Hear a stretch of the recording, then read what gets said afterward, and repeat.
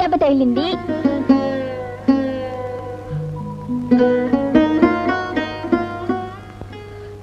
చిన్న దెబ్బ కాదు.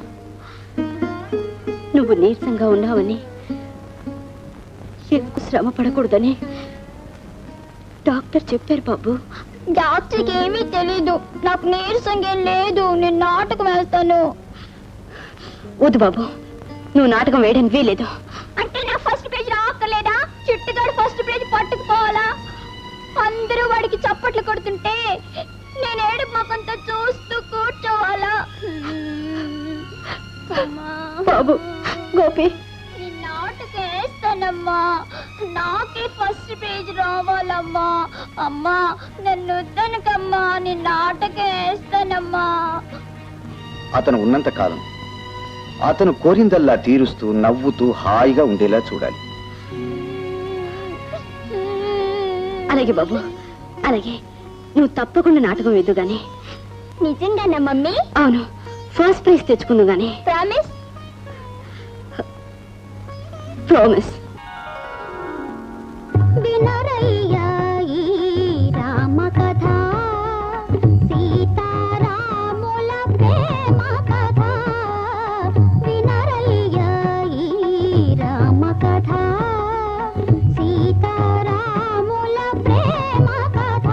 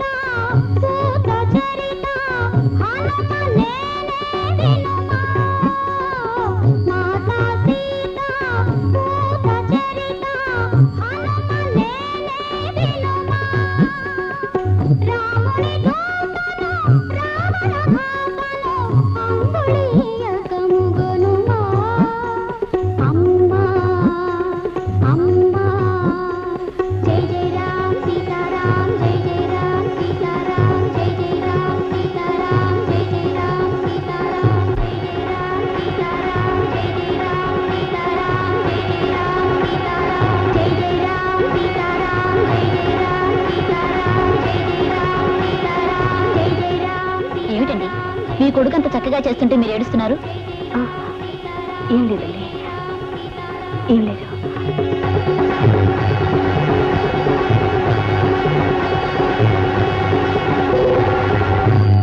గోపి, గోపి, గోపి, ఏమిట్రా ఇది? వదిలమ్మా, నేను ఇంకా చాలా నాటకం ఆడాలమ్మా. లంక దహనం చెయ్యాలి, రాముడిని సీతని కలపాలమ్మా, సీత సుఖంగా ఉండేటట్టు చూడాలమ్మా. గోపి, డాక్టర్, నా బాబుకి ఏమైంది? గోపి, గోపి, గోపి.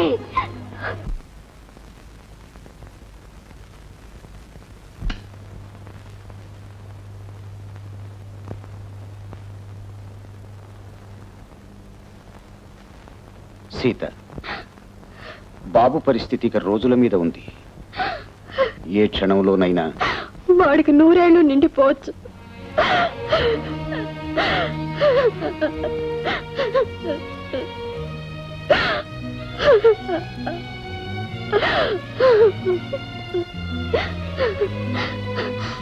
డాక్టర్, మీ వైద్య శాస్త్రానికి ఒక చేతనైతే బాగుండును. ఏమిటమ్మా?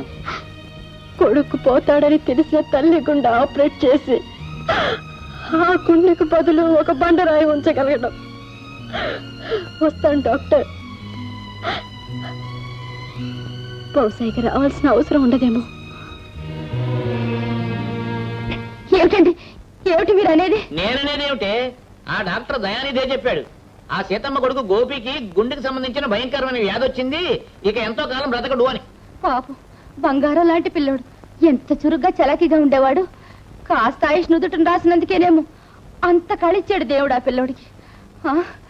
ఆ పిల్లోడే పోతే సీతమ్మ ఏమైపోతుందో ఏమో.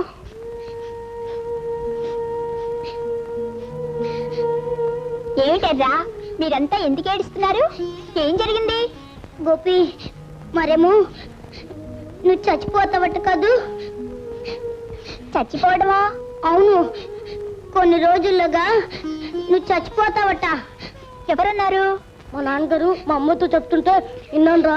నీకేదో పెద్ద జబ్బు వచ్చిందట, నువ్వు ఎక్కువ రోజులు బతకవట. నువ్వు లేకపోతే ఎలా గోపి? గోపి, అందరికంటే ముందు నువ్వు చచ్చిపోవడం ఎట్రా? ఏడోకండర్రా, ఆటల్లోనూ నాటకాల్లోనూ నేనేగా ఫస్ట్, అలాగే చావులో కూడా నేనే ఫస్ట్ అన్నమాట. దాని గురించి ఏడవటం ఎందుకు? గోపి, రాధా, చచ్చిపోవడం అంటే విమానం కంటే పైకెళ్ళటం అంతే. నేను అక్కడి నుంచి మిమ్మల్ని అందరినీ చూస్తూ ఉంటాగా. వెళ్ళండి, ఏడవకుండా అందరూ ఇళ్ళకి వెళ్ళండి.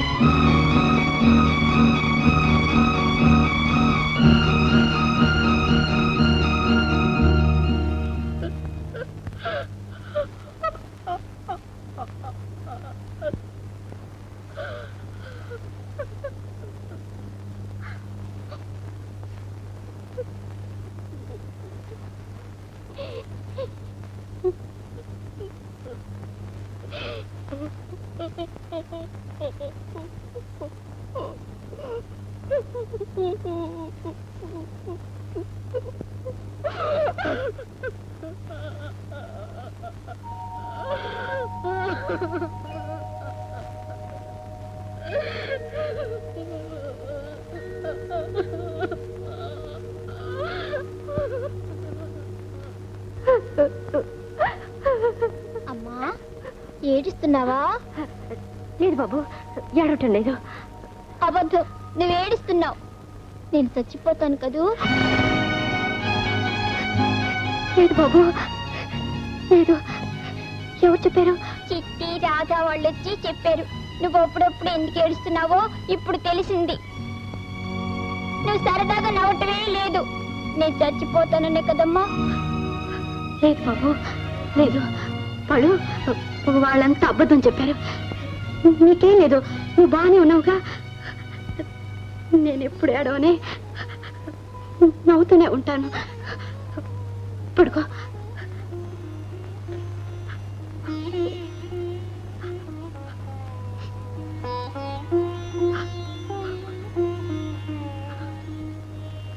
కృష్ణుడు, నీ చచ్చిపోతానని నాకు బెంగలేదు. ఎందుకంటే చచ్చిపోవడం అంటే నీ దగ్గరికి రావడేగా. నేను చక్కగా నాకు నువ్వు ఉంటావు. కానీ నేను చచ్చిపోతే అమ్మకు సాయి ఎవరుంటారు? పాపం అమ్మ ఒక్కతే ఉంటుంది. అందుకని నాన్నగారిని త్వరగా తీసుకొస్తావుగా.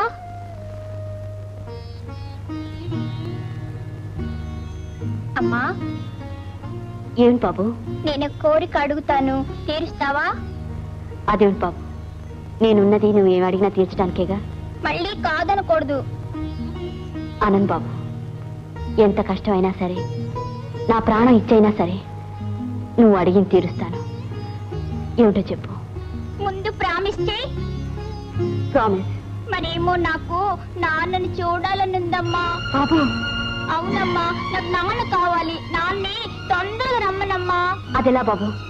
ఆయన అక్కడి నుంచి రావాలంటే బోల్డెన్ రోజులు పడుతుంది.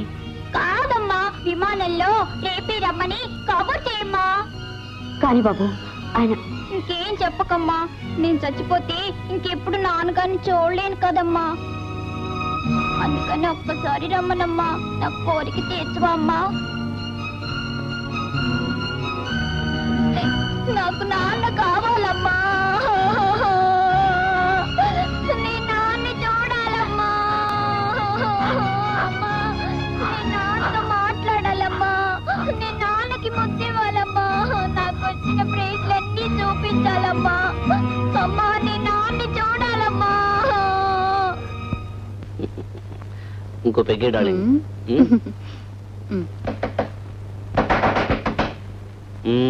డిస్టర్బెన్స్. ఏమిటిలా వచ్చావు? రాధ ఇంట్లో లేదు.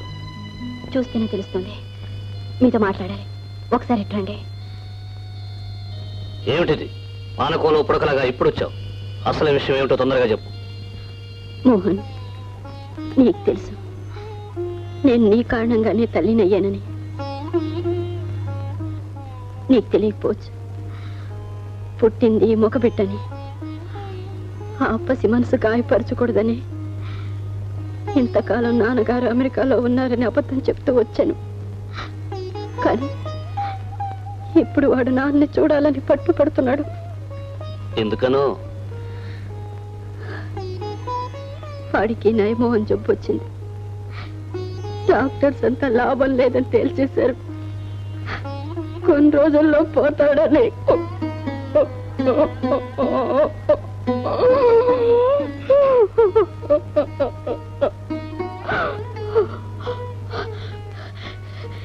ఈ విషయం వాడికి కూడా తెలిసిపోయింది. అందుకని ఆఖరి కోరికగా నాన్నని చూడాలంటున్నాడు. అందుకొచ్చావా? మోహన్, తల్లిని పోగొట్టుకున్నాను, తండ్రిని పోగొట్టుకున్నాను. కట్టుకున్న నీ చేత నెట్టివైపడ్డాను. అయినా ఎవరూ లేని ఈ లోకంలో ఇంకా బ్రతుకుతున్నాను. ఎందుకో తెలుసా? నా చీకటి బ్రతుకున వెలిగే చిన్నారి బాబు కోసం. వాడు కూడా ఆరిపోయి అమ్మ అనే పిలుపు ఆగిపోతే నేనేమైపోతానో నాకే తెలీదు. నేనేమైపోతేనే పోయే ఆ పసివాడు కోరిక తీర్చాలి. అందుకే వాడు తృప్తి కోసం, వాడు ఆనందం కోసం, వాడు ఆఖరి నవ్వు కోసం, వాడు పుట్టు కారణమైన నువ్వు ఒక్కసారి వచ్చి కనిపించు. నాన్నని పిలుచుకునే అదృష్టాన్ని వాడికి కలిగించు. కళ్ళ నీళ్లతోనూ, చావు కబుర్లతోనూ, సెంటిమెంట్తోనూ నన్ను వల్లో వేసుకుందామని వచ్చావా? ఒక్కరోజు వాడికి నాన్నగా ఒప్పుకుంటే పర్మనెంట్ గా నన్ను మొగుడుగా పట్టేద్దామనుకుంటా.